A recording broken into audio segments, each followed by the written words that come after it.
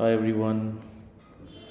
Right, सो जैसा कि वादा किया था, I will be starting this series now with foreign exchange. So let's begin with it. बच्चा पार्टी, सबसे पहले फॉरेन एक्सचेंज का मतलब क्या है? फॉरेन एक्सचेंज मतलब all currencies other than the domestic currency of N economy, वो सब फॉरेन एक्सचेंज है। इकॉनमी की डोमेस्टिक करेंसी को छोड़कर जितनी भी करेंसीज होंगी वो सब उसकी फॉरेन एक्सचेंज कहलाई जाएंगी। फॉर एग्ज़ाम्पल, इंडिया का डोमेस्टिक करेंसी है इंडियन रुपी, तो इंडियन रुपी के अलावा जितनी भी करेंसी है, डॉलर, यूरो, येन, युआन या और कोई भी, वो सब इंडिया में फॉरेन एक्सचेंज कहलाई जाएगी। All currencies other than the domestic currency of N economy is called foreign exchange. अब एक गलती है जो आप में से बहुत सारे बच्चे करते हैं, एग्ज़ाम में पूछी जाती है आपसे डेफिनेशन कि भैया डिफ़ाइन करो, लेकिन आप क्या करते हो, आप उसमें एग्ज़ाम्पल लिखाते हो डेफिनेशन की जगह। डेफिनेशन अलग है, एग्ज़ाम्पल अलग है। प्लीज़ डेफिनेशन को एग्ज़ाम्पल के साथ रिप्लेस ना करें। So the definition remains this only, right. Example में आप फिर वो इंडियन रुपी वाला लिख सकते हो। Moving ahead, what is foreign exchange rate? Foreign exchange rate is the amount of domestic currency needed to sacrifice in order to obtain a unit of foreign exchange. सीधी बात, मुझे कितना डोमेस्टिक करेंसी देना पड़ेगा फॉरेन एक्सचेंज का एक unit खरीदने के लिए, वो फॉरेन एक्सचेंज रेट है। Amount of domestic currency that I need to give to get 1 unit of foreign exchange, वो हो गया फॉरेन एक्सचेंज रेट। अगर foreign exchange rate let's say दे रखा है ₹80 per dollar, what does it mean? It means कि मुझे ₹80 sacrifice करने पड़ेंगे $1 खरीदने के लिए। तो ये हो गया मेरा foreign exchange rate, that is ₹80 per dollar. The amount of rupee that I need to sacrifice for getting 1 unit of dollar is the foreign exchange rate in this case, right? Foreign exchange rate. I hope दोनों की definitions आपको clear हैं। Moving ahead, हम बात करेंगे demand of foreign exchange की। Demand of foreign exchange, बच्चों ये बात गांठ बांध के रख लो, डिमांड ऑफ फॉरेन एक्सचेंज मतलब फॉरेन एक्सचेंज का आउटफ्लो हो रहा है। फॉरेन एक्सचेंज आपके देश से बाहर जा रहा है।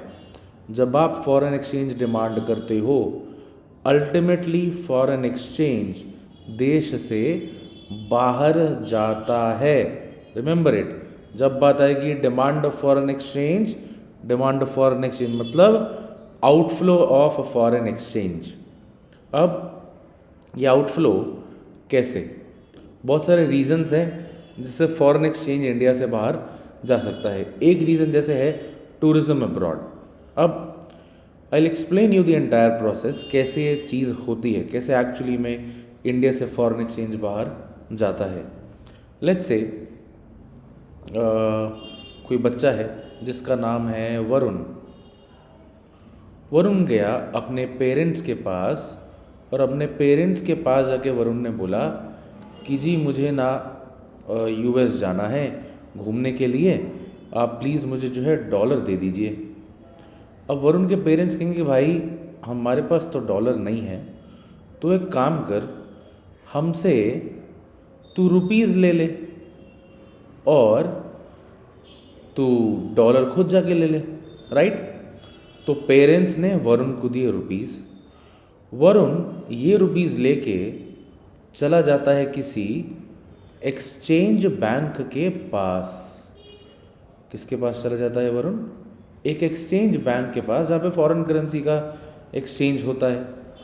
तो वरुण ने एक्सचेंज बैंक वालों को रुपीज़ दे दिए, और एक्सचेंज बैंक वालों ने वरुण को डॉलर्स दे दिए। अब वरुण के पास ये डॉलर आ गए, और वरुण यही डॉलर लेके तुम्हारी जेल से फरार, ये निकल लिया भाई साहब यूएस को। तो डॉलर इंडिया से आउटफ्लो हो गया। अब क्योंकि वरुण ने यूएस जाना था, वरुण ने बाहर ट्रैवल करना था, उसने डिमांड रखी फॉरेन एक्सचेंज की। फॉरेन एक्सचेंज की डिमांड रखने से वो फॉरेन एक्सचेंज अल्टीमेटली इंडिया से बाहर चला गया। Right guys? तो फॉरेन एक्सचेंज की demand will always lead to outflow of foreign exchange. जब आपसे बात करी जाए what are the reasons for demand of foreign exchange, आप वो सब चीज़ें सोचो जिससे फॉरेन एक्सचेंज इंडिया से बाहर जा सकता है। Like tourism abroad. अब सिर्फ टूरिज्म लिखना भी बेवकूफ़ी होगी, क्योंकि टूरिज्म के दोनों मतलब निकल सकते हैं। एक कि हम बाहर जा रहे हैं एज अ टूरिस्ट, या फिर बाहर के लोग इंडिया में आ रहे हैं एज अ टूरिस्ट। यहाँ बात क्या करी जा रही है कि हम बाहर जा रहे हैं एज टूरिस्ट, हम खुद टूरिज्म के लिए बाहर जा रहे हैं। So that is tourism abroad. Then import of goods and services, हम बाहर से कोई सामान इम्पोर्ट करवाएंगे, रिटर्न में हम उसके लिए पे भी करेंगे, फॉरेन एक्सचेंज बाहर जाएगा। यूनिलैटरल ट्रांसफर्स और रेमिटांसेस सेंट अब्रॉड। अब लेट्स से 12th अच्छे मार्क्स से पास करने के बाद लेट्स से आपका किसी बहुत अच्छी यूनिवर्सिटी में कहीं बाहर, इंडिया के बाहर कहीं आपका एडमिशन हो जाता है। आपके पेरेंट्स आपको हर महीने कुछ ना कुछ पॉकेट मनी भेजेंगे, राइट? तो कुछ ना कुछ यूनिलैटरल ट्रांसफ़र मतलब, जिनको नहीं पता, एक तरफा ट्रांसफ़र। आपके पेरेंट्स ने आपको पॉकेट मनी भेजी, आप इंडिया से बाहर कहीं रह रहे हो, उनको कोई उम्मीद नहीं है कि पॉकेट मनी जो मुझे वापस लौटाएगा नहीं लौटाएगा, वो है यूनिलैटरल ट्रांसफ़र। तो जब आपके पेरेंट्स आपको पैसा भेजेंगे तो वो फॉरेन एक्सचेंज में कन्वर्ट होकर आपको मिलेगा। देन आपने बाहर पढ़ाई लिखाई कर ली, आप बाहर सेटल हो रहे हो, आप बाहर एसेट्स परचेज कर रहे हो, तब भी फॉरेन एक्सचेंज का इंडिया से आउटफ्लो होगा। अगर हम बाहर इन्वेस्टमेंट करते हैं किसी भी रूप में, चाहे हम बाहर किसी कंपनी के शेयर्स खरीद रहे हों, हम बाहर कोई लैंड खरीद रहे हों, कोई और टेंजेबल एसेट खरीद रहे हों, ऑल दी इन्वेस्टमेंट अब्रॉड, बाहर पैसा इन्वेस्ट करेंगे तो भी फॉरेन एक्सचेंज इंडिया से बाहर जाएगा। Then lending abroad. अब जी आप बाहर पढ़ रहे हो, आपके पेरेंट्स ने आपको पॉकेट मनी भेजा, लेकिन हाँ थोड़ा सा ज़्यादा भावुक हो गए और आपका पॉकेट मनी जो है वो ख़त्म हो गया। इस केस में आप कॉल करोगे इंडिया में अपने एक फ्रेंड को और बोलोगे यार मेरी ना पॉकेट मनी ख़त्म हो गई है, प्लीज़ तू मुझे कुछ पैसे भेज दे। तो अब इंडिया में आपका जो दोस्त है वो आपको पैसे देगा, उधार पे देगा। तो इंडिया से किसी ने आपको, लेट्स से आप यूएस में हो, तो इंडिया से किसी ने आपको पैसे बाहर भेजे, फॉरेन एक्सचेंज का इंडिया से आउटफ्लो हो गया, right? All these are the reasons for demand of foreign exchange. हर किसी से फॉरेन एक्सचेंज इंडिया से बाहर जा रहा है। फिर बात करते हैं shape of demand curve of foreign exchange. अब सबसे पहली बात बच्चों, ये डिस्कस करने से पहले आई होप आप लोगों को याद होगा, वो क्लास 11th में आप बनाते थे एक डिमांड कर्व। एक्स एक्सिस पे आप लिखते थे क्वांटिटी और वाई एक्सिस पे आप क्या लिखते थे? प्राइस। अब यहाँ हम ऐसे ही डिमांड कर्व बना रहे हैं डॉलर का। तो जी इधर डॉलर आपकी वो कमोडिटी बन जाता है। एक्स एक्सिस पे कायदे से आना चाहिए क्वांटिटी ऑफ डॉलर। तो क्वांटिटी ऑफ डॉलर की जगह अगर हम अमाउंट ऑफ डॉलर लिख दें, मुझे नहीं लगता कोई गुनाह हो जाएगा इस केस में, राइट? और वाई एक्सिस पे क्या लिखना चाहिए हमें? Price of dollar. ये प्राइस ऑफ डॉलर क्या है? Nothing but foreign exchange rate, correct? तो वाई एक्सिस पे आ जाएगा आपका foreign exchange rate, foreign exchange rate. तो जब हम डिमांड कर्व बना रहे हैं फॉरेन एक्सचेंज का, हमें एक्सिस का खास ध्यान रखना है। बहुत कॉमन एरर है, बच्चे एक्स एक्सिस पे लिख देते हैं अमाउंट ऑफ रुपी। प्लीज़ इस गलती को ना करें। एक्स एक्सिस पे आएगा amount of dollar, Y axis पे आएगा फॉरेन एक्सचेंज रेट। अब हमें डिमांड कर्व बनाना है फॉरेन एक्सचेंज का, तो हमें रिलेशनशिप क्लियर होना चाहिए फॉरेन एक्सचेंज रेट में और डिमांड ऑफ फॉरेन एक्सचेंज में। इसका जो रिलेशनशिप है हमें एकदम क्लियर रहना चाहिए। तो लेट्स से कि पहले फॉरेन एक्सचेंज रेट था ₹80 पर डॉलर और अब foreign exchange rate ₹80 per dollar से बढ़ के हो जाता है, मान लेते हैं ₹100 पर डॉलर। तो यहाँ पे क्या हुआ है जी, यहाँ पे फॉरेन एक्सचेंज रेट इंक्रीज़ हो गया है। फॉरेन एक्सचेंज रेट इंक्रीज़ होने का मतलब क्या हुआ कि अब हमें इंडियंस को now we need more rupee to buy 1 unit of foreign exchange. We need more rupee to buy 1 unit of foreign exchange. पहले 80 रुपये चाहिए थे $1 खरीदने के लिए, अब 100 रुपये चाहिए। भैया ज़्यादा रुपीज़ चाहिए एक फॉरेन एक्सचेंज खरीदने के लिए। जाहिर सी बात है, इसका मतलब क्या हुआ कि जो यूएस के गुड्स थे या जो सर्विसेज हम यूएस से इंपोर्ट कर रहे थे, यूएस के गुड्स एंड सर्विसेज अब हमारे लिए तो महंगे हो जाएंगे। यूएस वालों के लिए नहीं बोला मैंने बोला यूएस के गुड्स एंड सर्विसेज वो महंगे हो जाएंगे हमारे लिए। They will become costlier for us in India. अगर वो गुड्स एक्सपेंसिव हो गए तो नेचुरली उन गुड्स की डिमांड इंडिया में गिर जाएगी। So the demand for US goods in India will fall down. जब हम बाहर के गुड्स डिमांड करते हैं, जब बाहर के गुड्स इंडिया में आते हैं, उसको हम क्या कहते हैं? इम्पोर्ट। अब बाहर के गुड्स की डिमांड अगर कम हो जाएगी तो इम्पोर्ट जो है गुड्स एंड सर्विसेज का वो भी कम हो जाएगा। Imports of goods and services will fall down. Import हमें पता है एक रीज़न है फॉरेन एक्सचेंज डिमांड करने का, तो अगर इम्पोर्ट गिर रहा है तो डिमांड करने का रीज़न भी तो गिर जाएगा। Demand of foreign exchange will fall. भैया पहले अगर मैं 10 यूनिट इंपोर्ट करवाने के लिए फॉरेन एक्सचेंज खरीद रहा था, अब हो सकता है मैं 6 यूनिट को इंपोर्ट कराने के लिए फॉरेन एक्सचेंज ले रहा हूँ। तो जब इंपोर्ट गिर जाएगा तो फॉरेन एक्सचेंज की रिक्वायरमेंट भी गिर जाएगी, फॉरेन एक्सचेंज की डिमांड भी गिर जाएगी। तो कैसा रिलेशन हमने ऑब्जर्व किया फॉरेन एक्सचेंज रेट और डिमांड ऑफ फॉरेन एक्सचेंज में? Inverse relation, right guys? Inverse relation हमने ऑब्जर्व किया between foreign exchange rate and demand. Foreign exchange rate बढ़ेगा, डिमांड ऑफ फॉरेन एक्सचेंज कम होगा, या फिर फॉरेन एक्सचेंज रेट अगर कम हो जाएगा तो डिमांड फॉरेन एक्सचेंज का बढ़ जाएगा। अगर भैया डॉलर सस्ता हो जाएगा तो यूएस के गुड्स हमारे लिए सस्ते हो जाएंगे, फिर हम ज़्यादा इंपोर्ट करेंगे वो गुड्स एंड सर्विसेज, डिमांड बढ़ जाएगा डॉलर का। Correct? Then talking about demand curve of foreign exchange का शेप, वो हमने देख लिया इनवर्स रिलेशन है।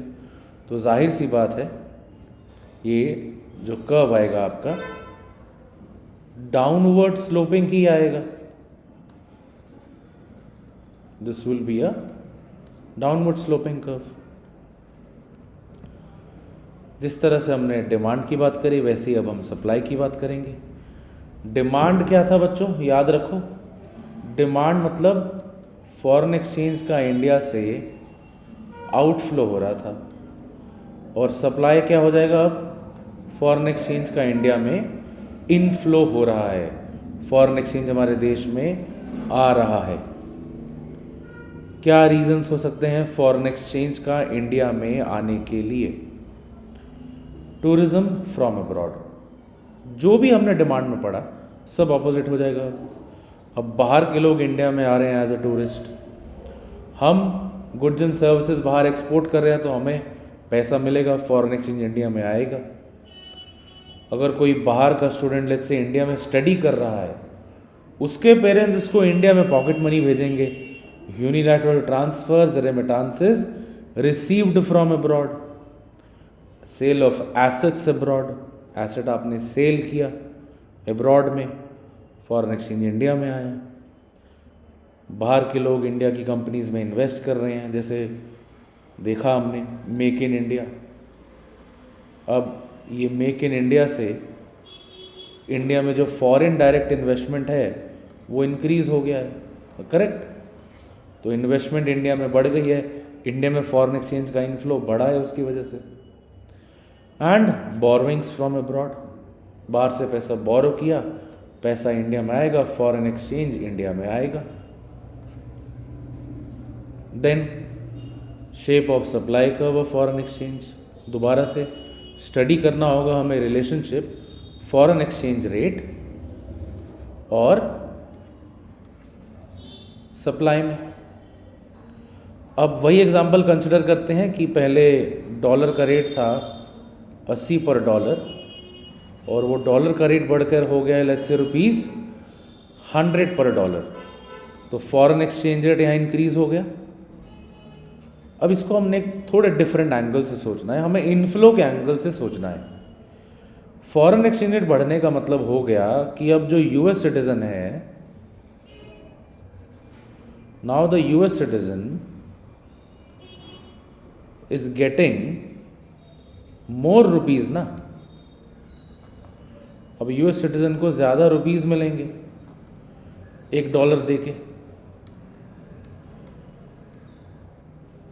US citizen gets more rupees in exchange of dollars in India,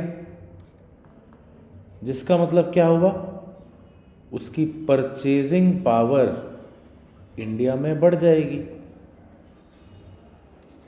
purchasing power of US citizen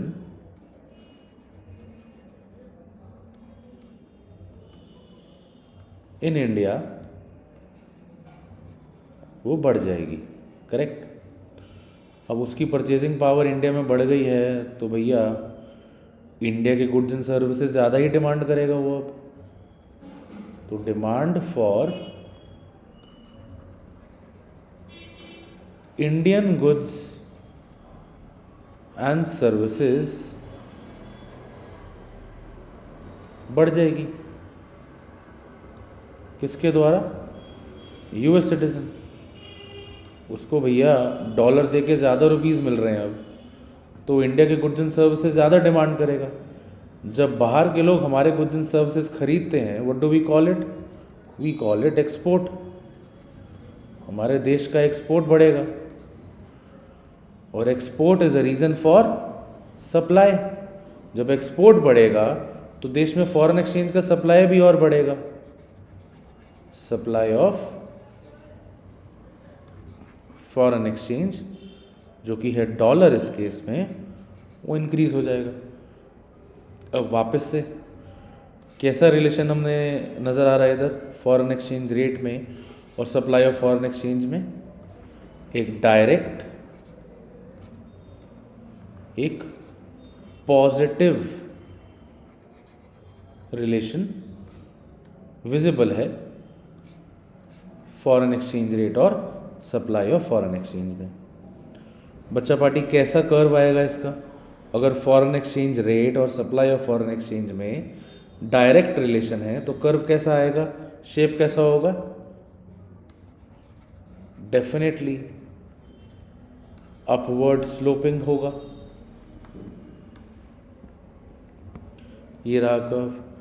x axis पे quantity of foreign exchange, Y axis पे आ जाएगा आपका फॉरेन एक्सचेंज रेट, और ये हो गया आपका एक अपवर्ड स्लोपिंग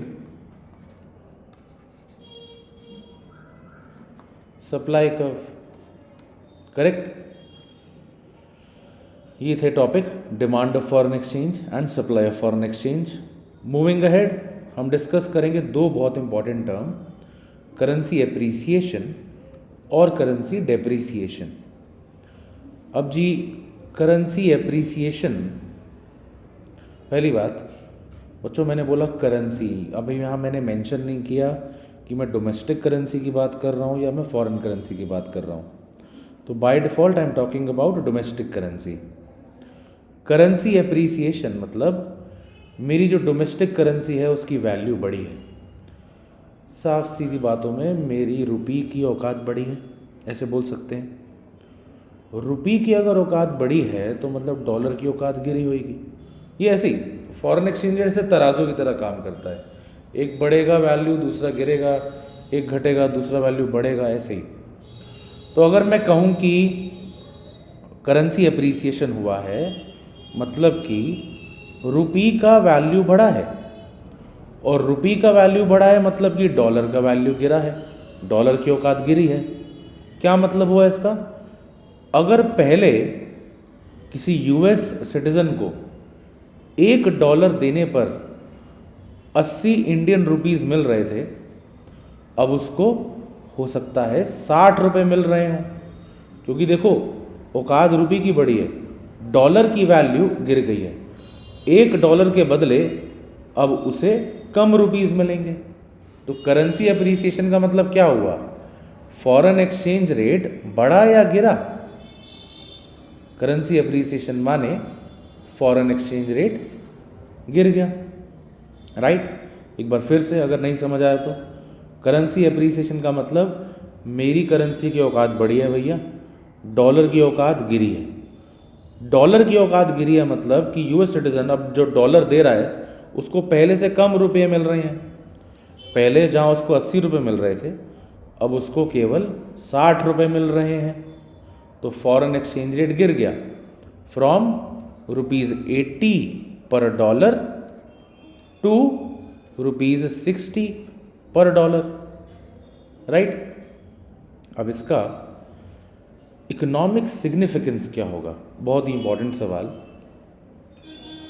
जब फॉरेन एक्सचेंज रेट गिर रहा है, जब हमारे देश की करेंसी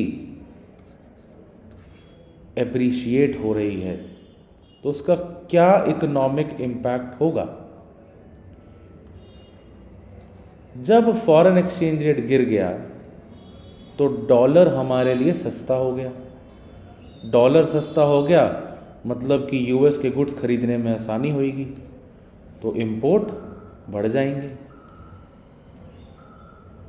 दूसरी तरफ जब रुपये की औकात बढ़ गई और डॉलर की औकात गिर गई, तो याद रखो पहले 80 रुपये मिल रहे थे उसको, अब 60 रुपये मिलेंगे।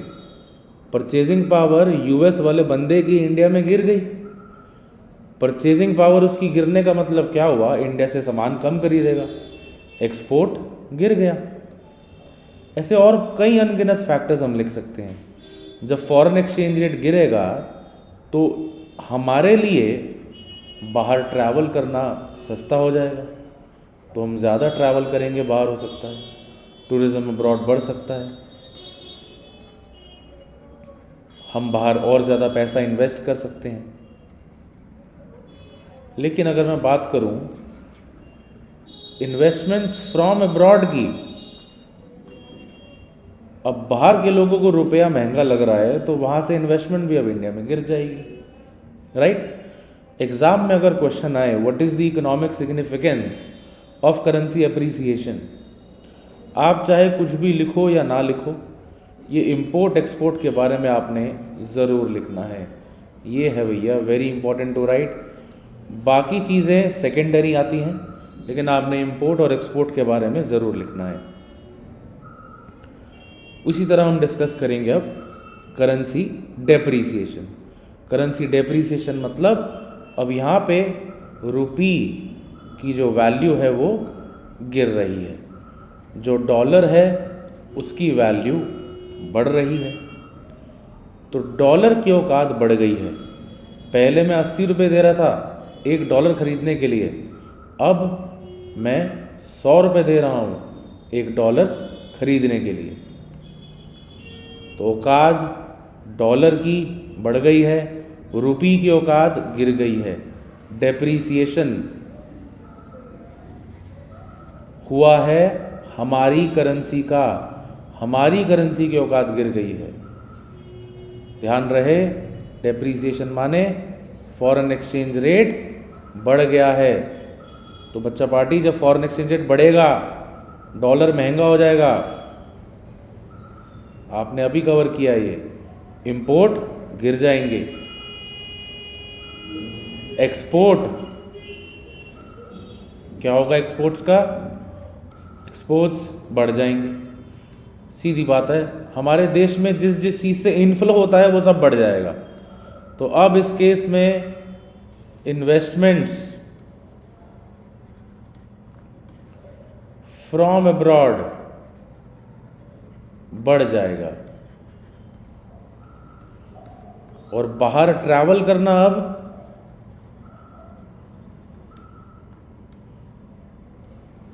हमारे लिए महंगा हो जाएगा। तो टूरिज्म अब्रॉड गिर जाएगा इस केस में। ठीक है जी, याद रहे, जब डेप्रीसिएशन की बात हो रही है तो रुपी का वैल्यू गिर रहा है, डॉलर का वैल्यू बढ़ रहा है। ठीक जी। देन अगला topic, determination of exchange rate. ये 3 तरीके हैं जिससे एक्सचेंज रेट डिटरमाइन होता है। फ्लेक्सिबल एक्सचेंज रेट सिस्टम, जिसको हम फ्लोटिंग एक्सचेंज रेट सिस्टम बोलते हैं, इसका एक और नाम है clean floating exchange rate system या मार्केट एक्सचेंज रेट सिस्टम। फिर आएगा आपका फिक्स्ड एक्सचेंज रेट सिस्टम और फिर लास्ट में हम डिस्कस करेंगे manage floating exchange rate system. बच्चा पार्टी, आज के लिए इतना ही। नेक्स्ट वीडियो में इस चैप्टर को हम ख़त्म करेंगे, ये तीनों टॉपिक्स को डिटेल में डिस्कस करके। Thank you so much, stay tuned for the next video guys. Thank you, bye.